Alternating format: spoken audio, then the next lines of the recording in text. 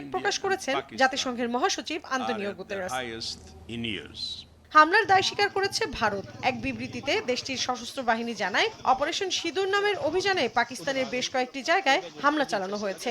ভারতীয় সেনাদের দাবি, এই হামলায় সশস্ত্র গোষ্ঠীর অবকাঠামো লক্ষ্য করা হয়েছে। পাকিস্তানের সেনা সদস্যদের ওপর কোনো হামলা চালানো হয়নি। হামলার পরপর ভারতীয় সেনাবাহিনী তাদের এক্স অ্যাকাউন্টে একটি পোস্ট করে জানায়, ন্যায় বিচার নিশ্চিত হয়েছে।